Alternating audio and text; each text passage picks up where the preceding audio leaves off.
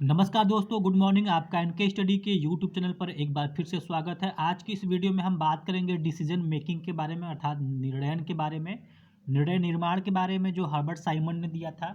तो समझ लेते हैं कि डिसीजन मेकिंग के बारे में हर्बर्ट साइमन का ओपिनियन क्या रहा है, उन्होंने किस किस बिंदुओं को जो है कि इसमें समाहित करने की कोशिश की है। तो दोस्तों, निर्णय प्रक्रिया के चरण क्या है? Stage of decision making. Herbert Simon के अनुसार निर्णय के 3 प्रमुख चरण होते हैं, जो कि इस प्रकार है। दोस्तों, आप इसका जो कि केवल इंग्लिश वर्जन अगर याद रखेंगे तो ज़्यादा जो है कि इसमें सहूलियत होगी। तो जो पहला है इंटेलिजेंस एक्टिविटी है, जो दूसरा जो है चरण है डिज़ाइन एक्टिविटी है, और जो तीसरा चरण है चॉइस एक्टिविटी है। तो विभिन्न विचारकों ने निर्णय निर्माण की प्रक्रिया पर विचार किया है तथा उसके विभिन्न चरणों को दर्शाया है। साइमन ने निर्णय प्रक्रिया के 3 चरण बताए हैं, जिसको अन्वेषण गतिविधि कहते हैं। अन्वेषण गतिविधि का जो एक और उसको नाम से बुलाया जाता है आसूचना, इसको आसूचना गतिविधि भी कहते हैं। दूसरा है डिज़ाइन गतिविधि, अभिकल्प अथवा डिज़ाइन गतिविधि। जो तीसरा है चयन गतिविधि, जिसे इंग्लिश में चॉइस एक्टिविटी कहते हैं। यहाँ पे चयन से चुनाव भी, इसको चुनाव भी कहते हैं, चयन करना या चुनाव करना। तो हर्बर्ट साइमन ने निर्णय प्रक्रिया के 3 चरण बताए हैं। जो पहला चरण है इंटेलिजेंस एक्टिविटी, जो दूसरा चरण है डिज़ाइन एक्टिविटी, और जो तीसरा चरण है चॉइस एक्टिविटी। तो चलिए क्रमवार समझते हैं कि आखिर ये अन्वेषण गतिविधि या आसूचना गतिविधि या इंटेलिजेंस एक्टिविटी है क्या। तो अन्वेषण गतिविधि को समझते हैं। तो अन्वेषण गतिविधि के तहत निर्णयकर्ता सर्वप्रथम समस्या की पहचान करता है। दोस्तों, एक बात और है कि जब हम निर्णय की प्रक्रिया को समझते हैं तो सबसे पहले हमारे सामने आता है कि समस्या क्या है। जब समस्या को हम क्या है और उसको समझने की कोशिश करते हैं, उसके बाद जो है कि समस्या, जो दूसरा चरण होता है, जब पहले चरण में जो आता है समस्या की पहचान करना और उसे समझना, जो दूसरा चरण है उसमें हम समस्या से संबंधित विभिन्न विकल्पों, विभिन्न जो समस्या से संबंधित कि आखिर वो कौन कौन से विकल्प हो सकते हैं, दूसरे चरण में आता है। और तीसरे चरण में उन्हीं समस्याओं के जो विकल्प होते हैं उसमें सर्वश्रेष्ठ विकल्पों को चुनना ही ये निर्णय के 3 स्तर में आ जाते हैं। तो अन्वेषण गति को समझते हैं। अन्वेषण गतिविधि के तहत निर्णयकर्ता सर्वप्रथम समस्या की पहचान करता है, उसे समझता है, वह समस्या के कारणों का विश्लेषण करता है, समस्या की गंभीरता तथा क्षेत्र को पहचानता एवं समस्या तथा समस्या रहित स्थितियों के मध्य अंतर को समझता है। अर्थात अन्वेषण गति में केवल यह है कि समस्या की पहचान करना, वह समस्या को समझना। तो इस चरण में वह समस्या को परिभाषित करता है, वह देखता है कि समस्या में तथ्यात्मक बातें कौन सी हैं तथा कौन सी ऐसी बातें हैं जो तथ्यों से जुड़ी हुई नहीं हैं। तो साइमन ने निर्णय निर्माण की प्रक्रिया में प्रथम चरण को आसूचना गतिविधि के रूप में प्रस्तुत किया है, यानी प्रथम चरण को आसूचना या अन्वेषण गतिविधि के रूप में प्रस्तुत किया है। इसमें जो है निर्णय लेने के अवसर सम्मिलित होते हैं कि आखिर किन किन बातों को लेकर हम निर्णय ले सकते हैं। जो पहला स्टेज है उसमें समस्या को समझा जाता है। इसमें कार्यपालिकाएं अपने समय का एक बड़ा हिस्सा, अर्थात इसमें जो समय है बहुत ही महत्वपूर्ण फैक्टर है। जो कार्य जो कार्यपालिकाएं होती हैं अपने समय का एक बहुत बड़ा हिस्सा नए नए कामों की मांग करते हुए नए स्थितियों की पहचान करने के लिए आर्थिक, तकनीकी, राजनीतिक और सामाजिक परिवेश के सर्वेक्षण में लगा देती हैं। तो दोस्तों, इसमें दो तीन बातें मोटी मोटी तौर पे समझ में आती है कि अन्वेषण गति में समय का बहुत बड़ा रोल होता है, और इसमें जो समय का एक बहुत बड़ा हिस्सा लगता है, यहाँ पे ये आप नोट कीजिएगा कि इसमें समय का एक बहुत बड़ा हिस्सा लगता है।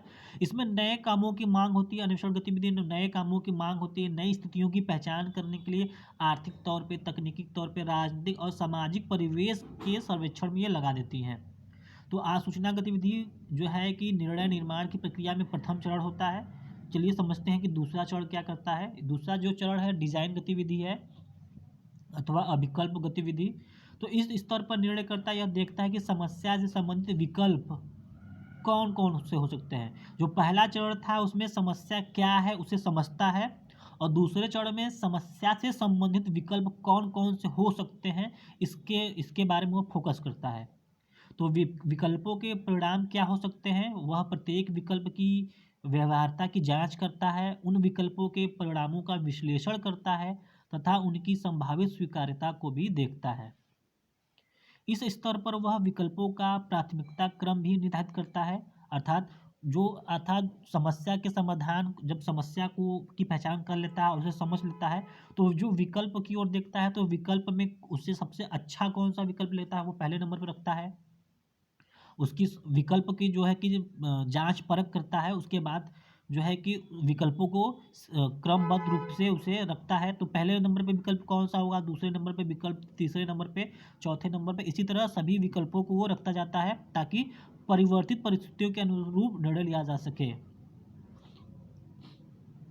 तो अभिकल्प या डिजाइन गतिविधि, डिजाइन एक्टिविटी जो है कि ये सेकेंड चरण होता है।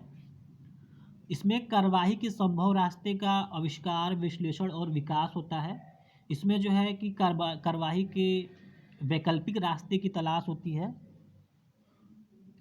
तो साइमन जो कहता है कि कार्यपालिकाएं व्यक्तिगत रूप से या अपने सहयोगियों के साथ जहां निर्णय की जरूरत होती है, वहां की स्थिति से निपटने के लिए कार्यवाही के संभव रास्तों के अनुसार सरकार निर्धारण और विकास के प्रयास में अपने समय का बड़ा हिस्सा खर्च कर देती है। हाँ, तो दोस्तों इसमें जो समय का एक बहुत बड़ा हिस्सा खर्च कर देती है, इसमें भी इम्पॉर्टेंट फैक्टर के रूप में समय आता है। और जो पहला था आसूचना गतिविधि, उसमें भी समय का बहुत बड़ा फैक्टर था। आसूचना गतिविधि और डिजाइन गतिविधि दोनों में ही समय का बहुत इंपॉर्टेंट रोल है। समय का एक बहुत बड़ा हिस्सा इसकी समस्या को समझने में और विकल्प को क्रमबद्ध रूप से रखने में खर्च हो जाता है। तो बढ़ते हैं तीसरे गतिविधि की ओर। जो तीसरा गतिविधि है चॉइस गतिविधि या चॉइस गतिविधि, चॉइस एक्टिविटी इंग्लिश में कहते हैं, चयन गतिविधि या चुनाव गतिविधि, इसको चुनाव भी कहते हैं। तो इस चरण के अंतर्गत निर्णयकर्ता उपलब्ध विकल्पों में से किसी एक का चयन करता है।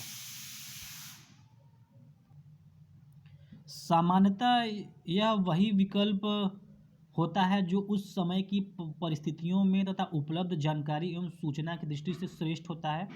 विकल्पों का चयन करते समय उसके दूरवर्ती परिणामों तथा निर्णयों से उत्पन्न होने वाली भावी निर्णय की संभावनाओं को भी ध्यान रखा जाना चाहिए। तो दोस्तों जो चुनाव गतिविधि है, जो चॉइस एक्टिविटी है, उसमें जो है कि अब चॉइस करना होता है। पहले में समस्या को समझते हैं, समस्या का जो समस्या क्या है उसको हम समझते हैं,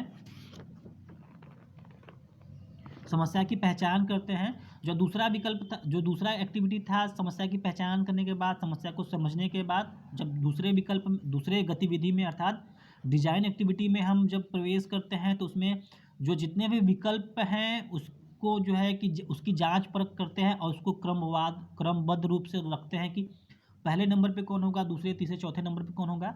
जब हम इस तरह के विकल्प को रख लेते हैं, तो जो अंतिम होता है वो चॉइस एक्टिविटी होता है, अर्थात चुनाव गतिविधि होता है। तो चुनाव गतिविधि में हम सभी विकल्पों में जो श्रेष्ठतम विकल्प होता है उसी को चुनते हैं। तो साइमन ने निर्णय के अंतिम चरण को, जो निर्णय का जो अंतिम चरण है अर्थात तीसरा जो चरण होता है, उसको चयन गतिविधि कहा है, अर्थात चुनाव गतिविधि की संज्ञा दी है। इस चरण में दिए गए विकल्पों में से किसी एक विकल्प का चयन करना पड़ता है, अर्थात जो सबसे बेस्ट विकल्प होता है उसी का चयन करना पड़ता है। समस्या से निपटने के लिए अपने परिणामों के लिए विकसित और विश्लेषित कार्रवाइयों के बीच चुनाव में कार्यपालिकाएं अपने समय का, यहाँ भी छोटा समय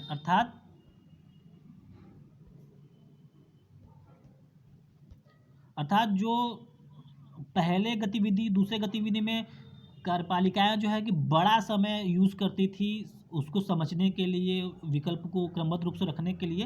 लेकिन जब चयन की बात आती है तो पहले और दूसरे चरण में सभी को समझ लिया जाता है, विकल्प को क्रमवार रूप से रख लिया जाता है। तीसरे में केवल चुनाव करना पड़ता है, उसको चुनना होता है, उसका चयन करना पड़ता है। इसलिए इसमें जो समय का फैक्टर है वो बहुत ही कम लगता है, समय बहुत ही कम लगता है और छोटा सा हिस्सा जो है कि समय में खर्च होता है। तो दोस्तों इस तरह जो सबसे पहले जो हम रखेंगे आसूचना गतिविधि को रखेंगे, जो दूसरे नंबर पे है डिज़ाइन गतिविधि को रखेंगे, तीसरे नंबर पे है चयन गतिविधि को रखेंगे। तो समस्या क्या है, समस्या को समझा जाता है, उसको पहचाना जाता है। दूसरे नंबर पे जो आता है विकल्प क्या है, विकल्पों के बारे में जांच परख किया जाता है। और तीसरा नंबर पे जो है श्रेष्ठतम विकल्प को चुना जाता है। यही यही हर्बर्ट साइमन का निर्णय निर्माण है। तो हर्बर्ट साइमन ने के तीनों चरण जो है उसके जॉन डीबी करके एक हैं विचारक के समस्या समाधान से संबंधित तीनों चरण में घनिष्ठता से जुड़े हैं। तो जो जॉन डीबी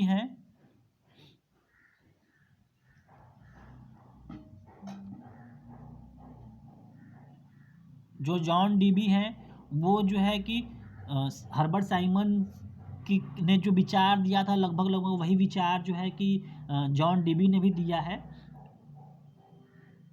तो इस तरह जो है कि हर्बर्ट साइमन ने आसूचना गतिविधि अर्थात इंटेलिजेंस एक्टिविटी को डिजाइन गतिविधि से पहले रखा है, और चॉइस गतिविधि और जो है कि डिजाइन गतिविधि को चॉइस गतिविधि से पहले रखा है। अर्थात क्रमबद्ध रूप से जब इसको देखा जाए तो सबसे पहले आसूचना गतिविधि, डिजाइन गतिविधि, फिर चयन गतिविधि होता है। तो दोस्तों इस तरह हर्बर्ट साइमन ने निर्णय प्रक्रिया के चरण को इस तरह बताया है और समझाने की कोशिश किया है। तो दोस्तों अगर आपको ये वीडियो पसंद आता है उसको ज़रूर से लाइक करें, चैनल पे नए हैं तो जरूर सब्सक्राइब करें। मिलते हैं अगले वीडियो में, बने रहिए एनके स्टडी के साथ। धन्यवाद।